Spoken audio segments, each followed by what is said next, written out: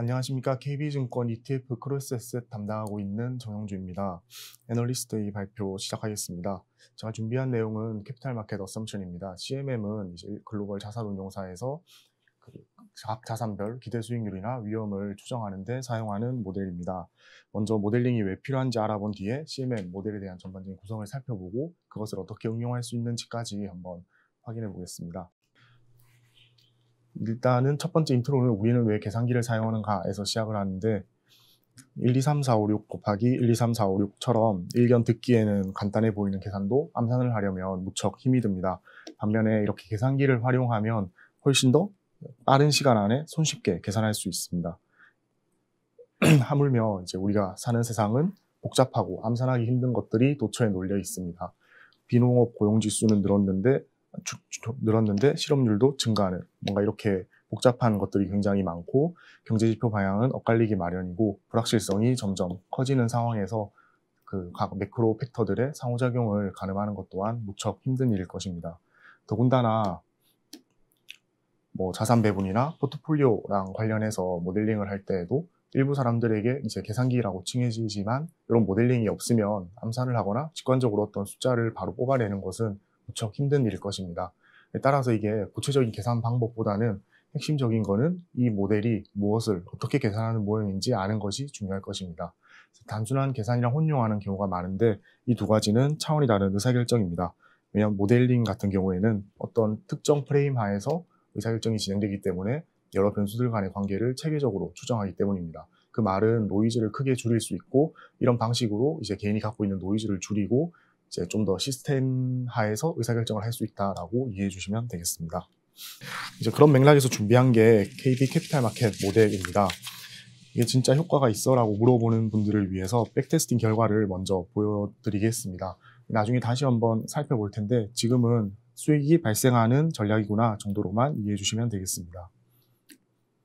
CMM에서 산출하는 숫자는 다음과 같습니다. 자산의 이제 기대 수익률이랑 연한산 위험을 추정하는데 이 각각의 수치는 이제 새로운 데이터가 반영되거나 구조적인 변화가 발생할 경우에 업데이트되면서 계속 달라지게 됩니다.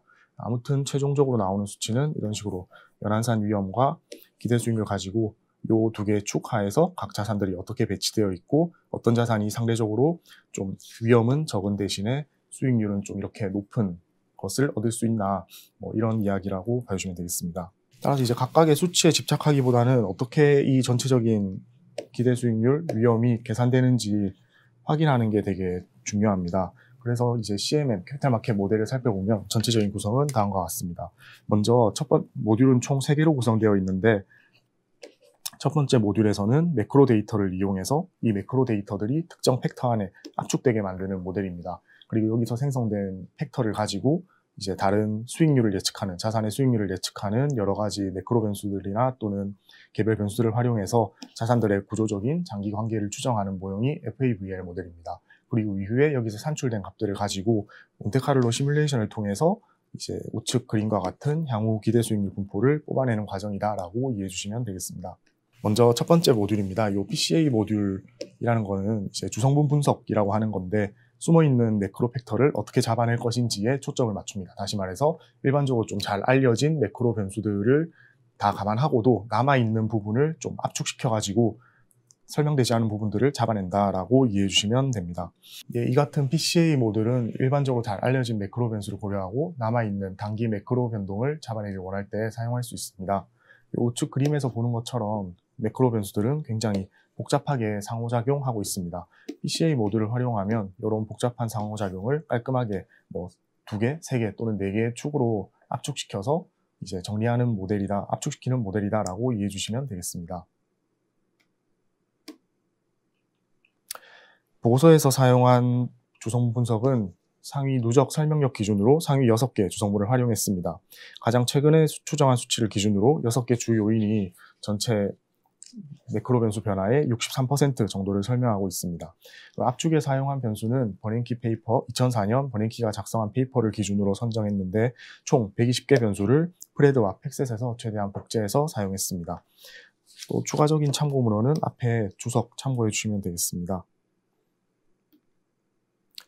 결과적으로 팩터 PCA 분석을 통해서 각 주성분별로 로드된 팩터를 살펴보면 이제 다음과 같이 나오게 됩니다. 그래서 각각의 주성분, 여기가 PC1이고 PC6까지 내려가는 것이고, 각각의 주성분에 이제 매크로 팩터들이 어떻게 로드되어 있는지를 살펴볼 수 있습니다. 그리고 하나 더 살펴볼 수 있는 거는 이 PCA 주성분 분석 결과가 시간 가변적인 속성을 가진다는 것입니다. 그래서 2020년 1월 기준 PCA 결과랑 2021년 10월 기준 PCA 결과를 두 개를 같이 비교해 보면 각각 주성분 로드가 달라지는 것을 확인할 수 있습니다. 그래서 이처럼 저희가 100% 확신할 수는 없지만 처음에 기대한 것처럼 주성분 분석 결과도 이제 시간에 따라서 움직이는구나 라고 이해해 주시면 되겠습니다.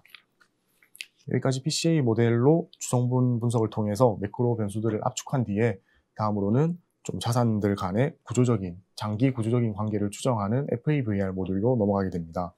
여기서는 앞선 주성분 분석 모듈에서 생성된 팩터를 가지고 장기 구조적인 수익률 관계를 예측하는 것이 목표입니다.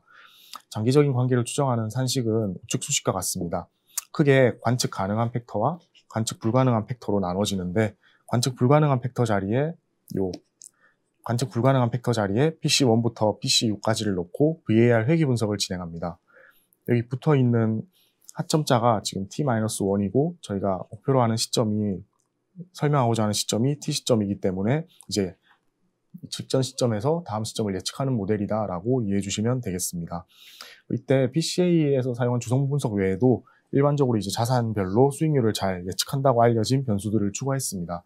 주식과 관련해서는 배당 일드나 K 팩터를 함께 추가를 했고, 이 페이퍼에서 얘기하는 팩터를 추가했고, 채권 수익률 같은 경우에는 텐트 팩터라는 것을 활용해서 FAVR 모델에 반영을 했습니다.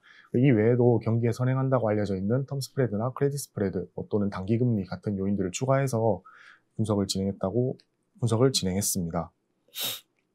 또한 하나 더 살펴본 게 뱅가드사에서는 이 FAVR 방법론을 수행한 뒤로 각 시점마다 FAVR이 장기의 구조적인 모형을 잡아내는 모델이다 보니 남아있는 잔차에는 장기 구조적 모형으로 잡아내지 못한 단기 정보가 내재한다고 가정하고 있습니다.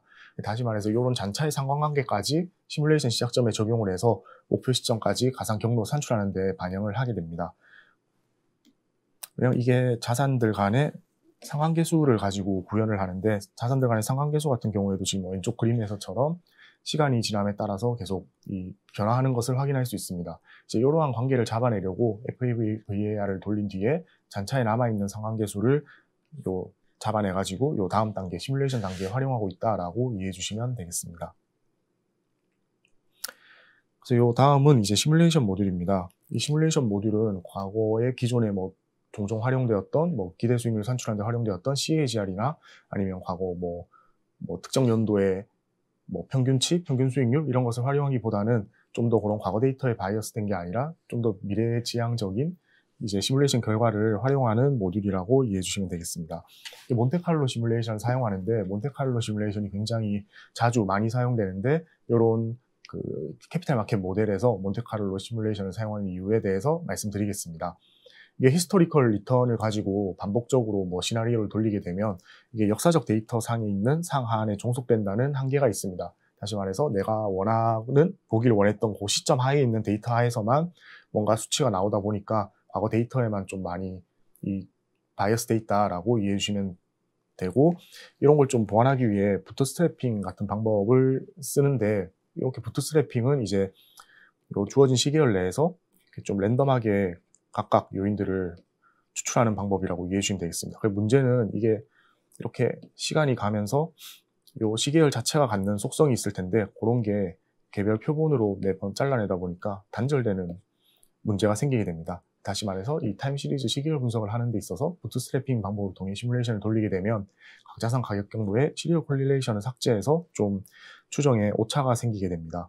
반면에 여기 보고서에서 사용하고 있는 몬테칼로 시뮬레이션 같은 경우에는 과거 수익률 분포의 통계량에 집중하기 때문에 통계량을 일단 전체적으로 유지하면서 시뮬레이션을 돌리게 되고, 하나 더는 이제 히스토리컬 데이터 커버리지보다 좀 더 넓게 몬테칼로 시뮬레이션을 활용하면 좀 분포를 넓게 보기 때문에 꼬리 위험도 잡아낼 수 있다라는 이점이 있습니다. 다시 말해서 좀 더 극단적이거나 좋건 나쁘건 간에 극단적인 상황을 좀 가정을 해서 이런 리스크까지 찾아내서 포트폴리오에 대응을 한다라고 이해해 주시면 되겠습니다.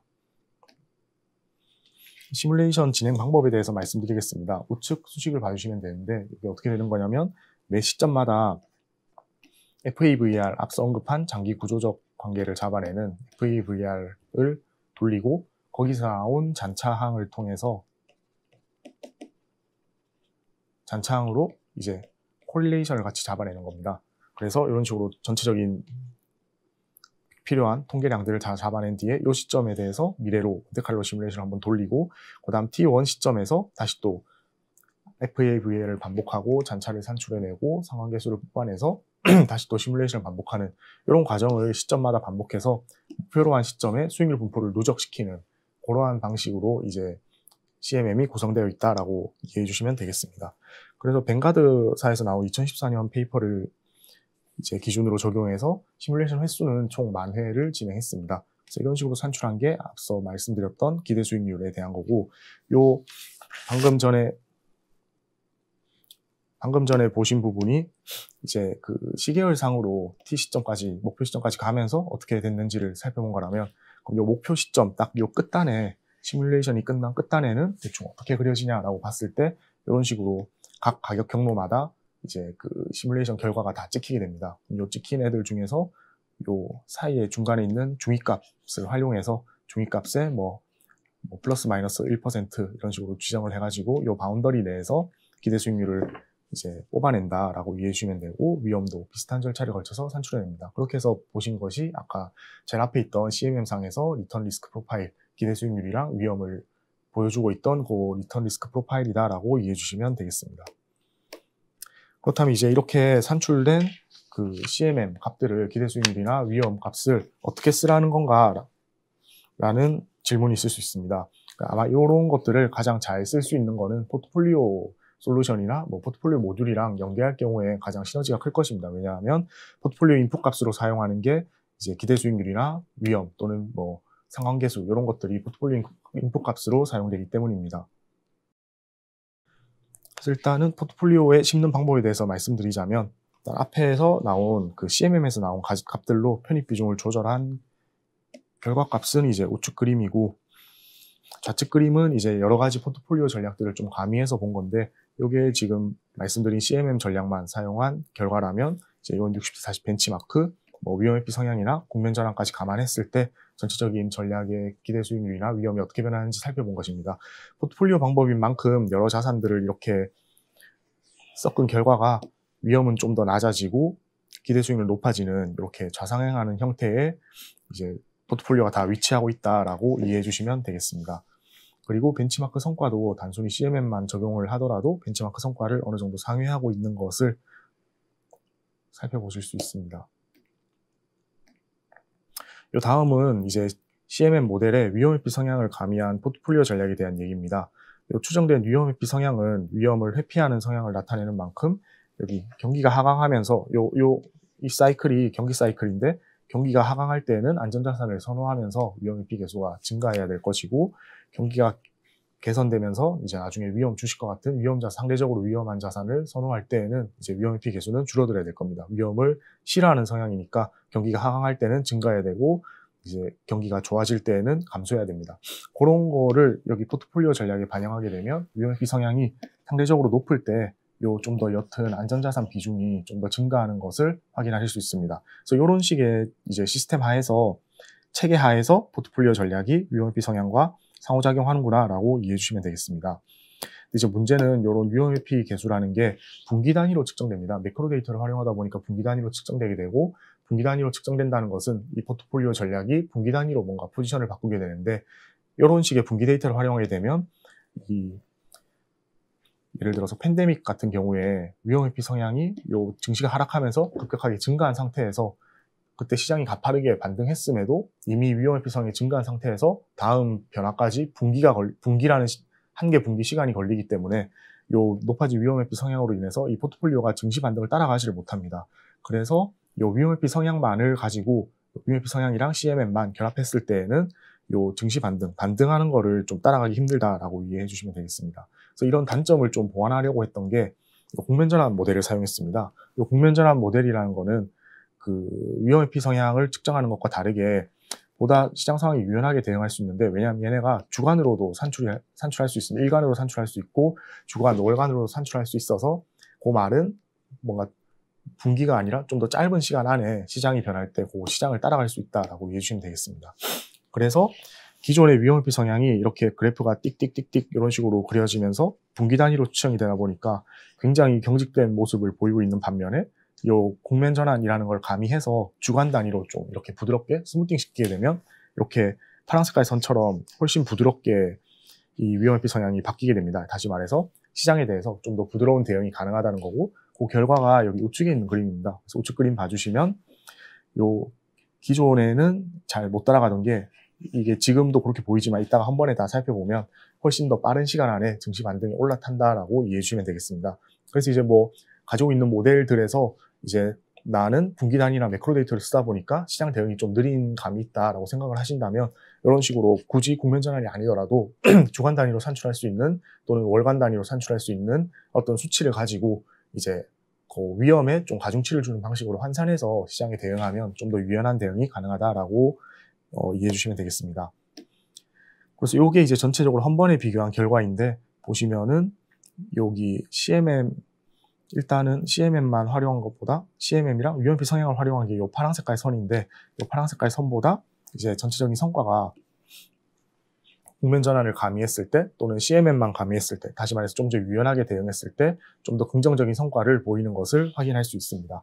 그래서 이게 사실 요 수익률 고점이 어디냐 요거에 집착하기보다는 포트폴리오를 활용하시는 분들은 이 수익률 고점보다는 최종 수익률, 지금 저희가 보고 있는 제일 끝 요 수익률 오기 전까지 이 포트폴리오의 수익률 경로가 어떻게 됐는지가 굉장히 중요합니다. 왜냐하면 그 경로의 변화 폭이 요 위험이라는 걸 측정하기 때문인데, 보시면 주황색이 수익률은 뭐 좋을 때 되게 좋았지만 이 움직임 폭이 굉장히 큽니다. 이렇게 넓게 그 플럭추에이션 한 반면에 빨간색 위험회피 성향까지 감안해서 좀 포트폴리오를 좀 더 다양한 것들을 감안한 모델은 상당히 훨씬 좀 적은 폭으로 이제 움직이는 것을 확인할 수 있습니다. 그래서 뭐 목적에 따라 다르겠지만 굉장히 그 투기적인 목적이나 리스테이킹을 많이 하는 전략이 아니라면 수익률이 매일 볼 때마다 요동치는 것보다는 좀 더 이렇게 안정적으로 가면서도 시장에도 어느 정도 올라탈 수 있는 포트폴리오 전략이 좀 더 효율적이고 효과적이지 않을까라는 생각해서 이런 포트폴리오 전략을 소개시켜 드렸습니다.